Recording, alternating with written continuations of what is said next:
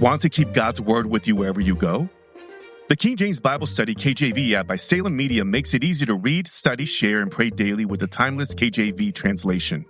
Enjoy features like offline access, audio Bible listening, smart search, and tools to highlight, bookmark, and take notes, all designed to keep your Bible study simple and organized. Best of all, it's free to download in the Google Play Store. Grow in your faith every day. Search for King James Bible Study KJV and download the app today.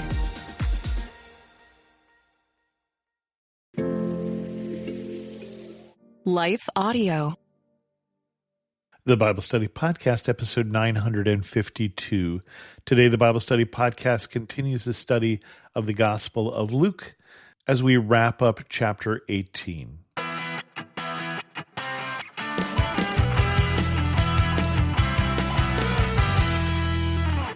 Welcome to the Bible Study Podcast. I'm your host, Chris Christensen. We're going to wrap up chapter 18 this time, possibly move on to chapter 19. We shall see. But first, a word from this sponsor. Americans have a big healthcare problem. Over 100 million citizens carry medical debt while paying for overpriced and complicated health insurance. As Christians, we don't have to pay for a broken system. Christian Healthcare Ministries is an alternative to health insurance at half the cost. Plus, you can enroll at any time. Stand up to health insurance with a biblical solution. Join CHM today by visiting chministries.org/wellness. That's chministries.org/wellness. You know, the Bible tells us, I will bless those who bless you. That's not just a nice sentiment, it's biblical prophecy. And it's a commandment from God, it's a calling, and right now we're called to act. The teachings of the New Testament are deeply intertwined with the Hebrew Scriptures. As Christians, we are called to honor and respect this shared heritage. The Apostle Paul reminds us in Romans 11:18, do not consider yourself to be superior to those other branches. If you do, consider this. You did not support the root, but the root supports you. Supporting the people of Israel is more than a belief. It's a biblical mandate. By partnering with the International Fellowship of Christians and Jews, IFCJ, we can live out this calling together. Just as the fellowship blesses God's children, we know that you will be blessed too. Learn more about the fellowship and how you can live out your faith, bless Israel, and be blessed in return. Visit ifcj.org today. Again, that's ifcj.org.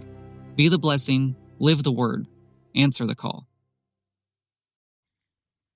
Chapter 19 of Luke, Jesus predicts his death a third time, starting in verse 31. Jesus took the 12 aside and told them, we are going up to Jerusalem, and everything that is written by the prophets about the Son of Man will be fulfilled.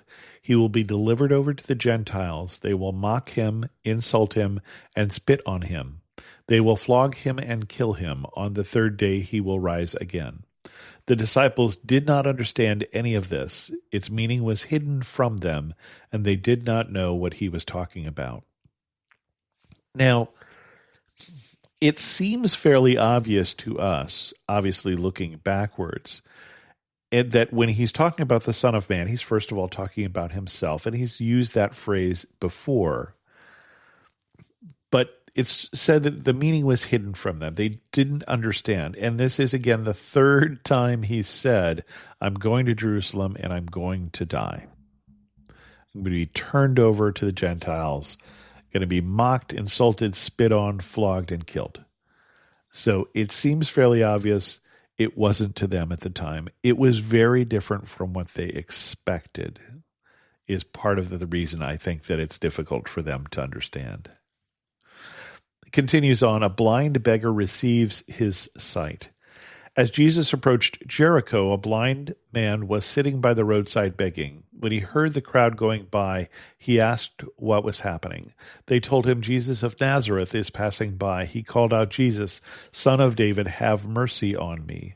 Those who led the way rebuked him and told him to be quiet, but he shouted all the more, Son of David, have mercy on me. Jesus stopped and ordered the man to be brought to him.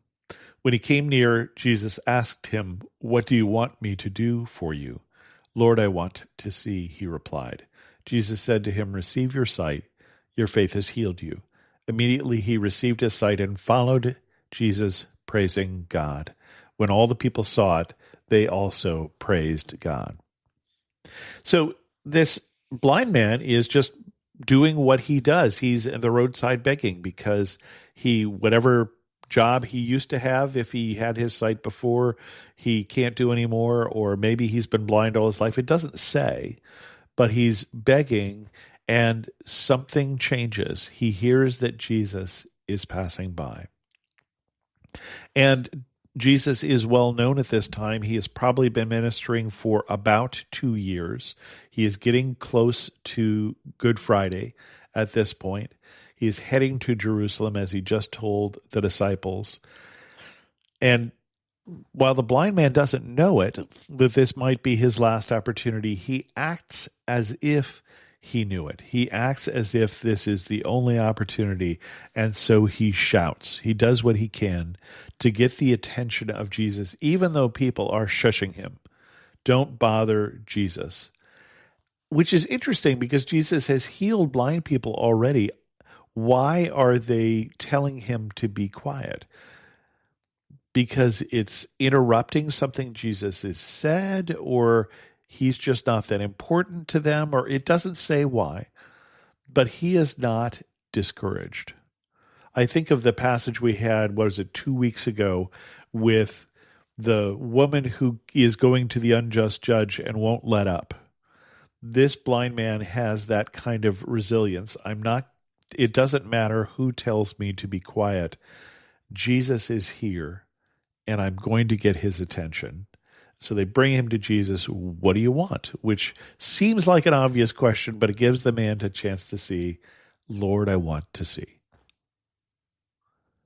That's it. Lord, I want to see. Okay.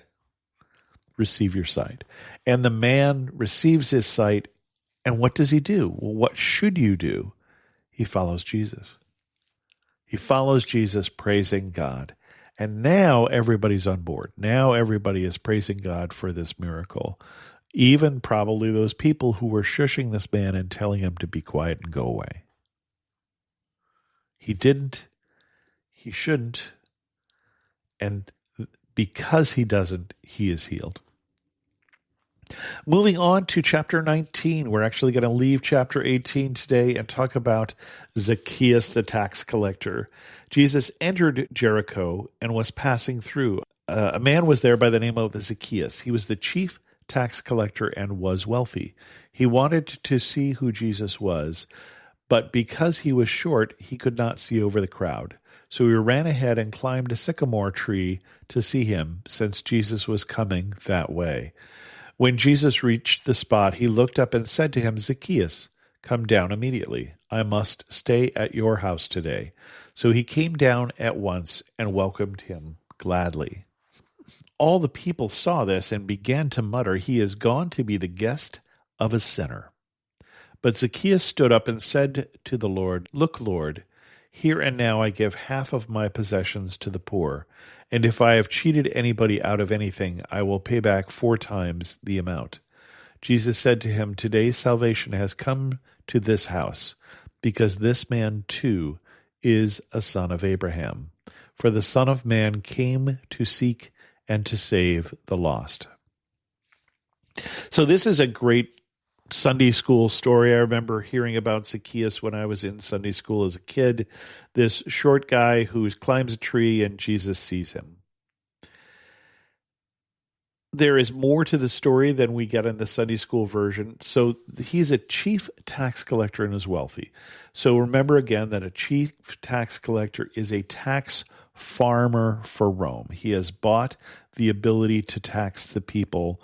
The rules are less clear than they are today, and you know how unclear they are today in terms of how much you owe, and so the tax collector would collect as much as he could, which is why he is wealthy.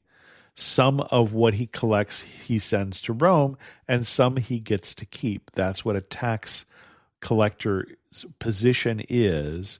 Again, a tax farmer. You buy the right, and then if you can collect more than that, fine, you get wealthy. And what is cheating and what is not is a little unclear. So this guy who is working for the occupying government, and so many people see as a traitor and a sinner, just because of what he does, no matter how he does it, whether he does it fairly or not. He wants to see Jesus. It doesn't say he wants to meet Jesus. He just wants to see Jesus. And so he climbs a tree. You don't climb a tree to necessarily have, expecting that Jesus is going to look up and say, hey, Zacchaeus. Well, first of all, he knows your name. Come down. I must stay at your house. This is not, I think, what Zacchaeus was expecting to have happen. He just wanted to see the guy. But he comes down and welcomes him and says, he's talking to me. Sure, yes, come to my house. And then he starts to hear the muttering, right? Everybody is hearing the muttering. This person is going into the house. He's going to be a guest of a sinner. And Zacchaeus says, hey, I'm going to give half of what I have to the poor right away. And then I'll give back money if I've cheated anybody. Let me behave in a way that is consistent with Jesus accepting me. Right? Jesus has said this person, well, he's going to say this person's the Son of Man, but has said, I want to be in your house. I want to be with you. And he says, if Jesus wants to be with me, I want to be that kind of person. I want to be a better person. And so he changes right there at that spot in public. And Jesus says, yes, salvation has come to this house. This man is the son of Abraham. And this is why I'm here, is for the Zacchaeuses. The reason why Jesus came wasn't for those religious leaders who were standing up at the temple saying, boy, I'm glad I'm not a tax collector. It was for the people whose relationship with God was broken that Jesus came to fix, like Zacchaeus, like you, and like me. And with that, we're going to end this episode of the Bible Study Podcast. If you have any questions, send an email to chris2x@gmail.com, or better yet, leave a comment on this episode at thebiblestudypodcast.com. And as always, thanks so much for listening.